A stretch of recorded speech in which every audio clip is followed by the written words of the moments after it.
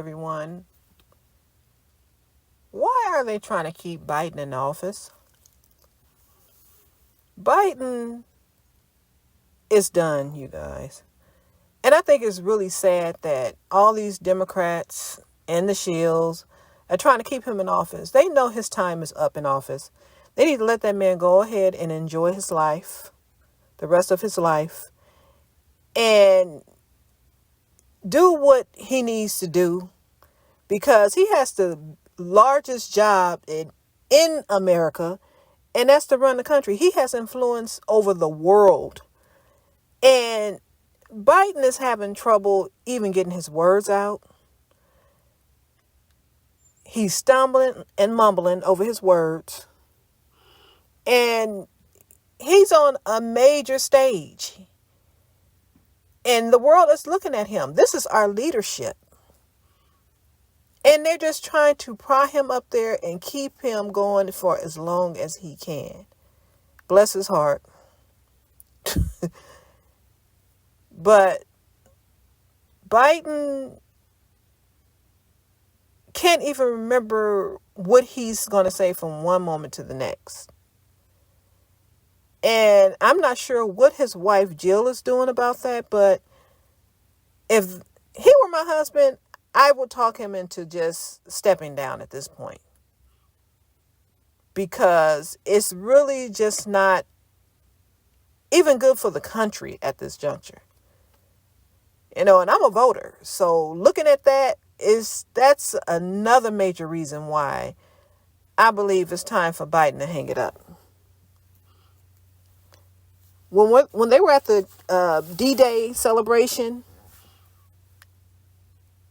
Biden, from what people are saying, is that he basically took one on the stage. Now, if he's doing things like that, it's pretty clear that he needs to just throw in the towel at this juncture. And you can tell when Jill was standing next to him, she looked rather embarrassed, in my opinion. That's how it was coming off to me. So I just believe that Biden should be allowed to go ahead, retire, and relax, and do what Biden wants to do. Because standing up there, freezing while he's in place, looking like a live selfie, is not going to help matters any for him. When it comes to the image that he's given the world about what our leadership looks like. It's coming off like he's weak. And you have these presidents, Venezuelan presidents and the Mexican president, telling him that they're not going to take back the illegals that they sent over here over the border. Now, who does that? Because, if Trump was in office, they wouldn't even try that. And I know people probably thinking, oh, she sounds like she's a Trump supporter. No, that's not what it is. It's just the truth. Do you honestly think Trump would sit there and allow someone to tell him what they're not going to do, and you taking on all this debt? Because that's all it is. You're taking on debt. You're taking on all these problems that these people are causing this country. And on top of that, with the crime and just everything.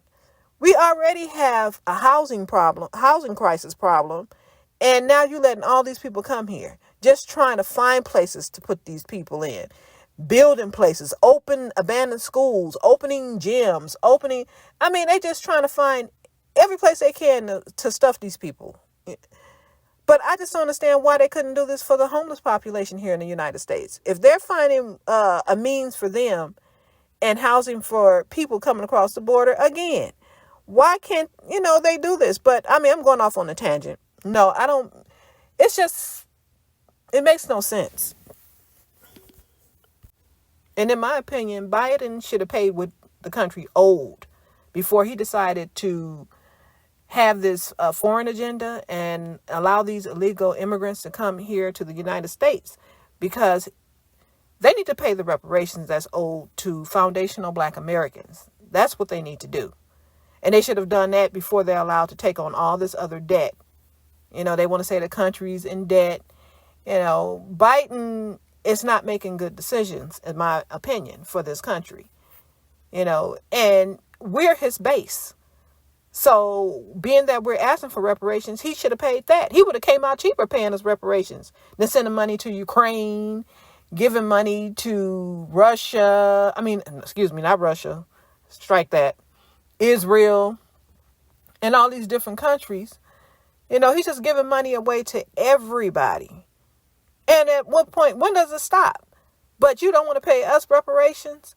I know they got to be in the trillions now, paying all these countries money, giving all these illegals money. I mean, they don't let over 20 million here. Now, just imagine if approximately 46 million of us Black Americans get reparations. I still think they will come out cheaper. You're paying for these people by, the billions and millions and hundreds of millions of dollars, just repeatedly over and over again. And you have no end in sight.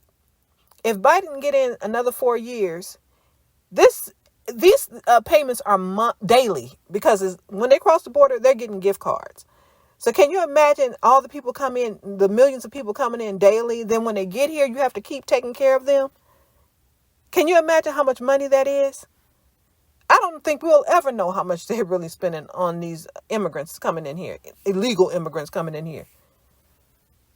I mean, they're just giving money to everybody. But when it comes to reparations, which is another topic that I'm going to address later on, it just seems like there's a problem with that.